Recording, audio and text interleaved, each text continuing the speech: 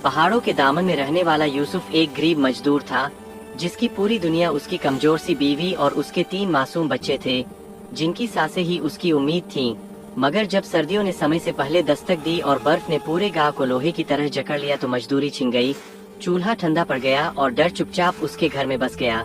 उस भयावह रात तेज हवाएं चीखती रहीं, मूसलाधार बारिश के बाद बेरहम बर्फ टूट पड़ी, कच्चा सा घर कांप उठा। खिड़की टूटते ही बर्फ भीतर भरने लगी। बच्चों की चीखें दिल चीर रही थीं, बीवी की आंखों में बेबसी तैर रही थी। यूसुफ ने कांपते हुए बच्चों को अपने सीने से कोने में समेटा और फिर नंगे हाथों से बर्फ हटाने लगा। उंगलियां सुन्न हो गईं, हथेलियां फट गईं, खून और बर्फ आपस में घुलते रहे, मगर वह रुका नहीं, क्योंकि हर दर्द से बड़ा डर यह था कि कहीं उसके बच्चे उसकी आंखों के सामने ठंड से न बुझ जाए। जब सुबह की फीकी रोशनी बर्फ पर पड़ी तो गांव वालों ने देखा कि यूसुफ का घर आधा बर्फ में दबा हुआ था।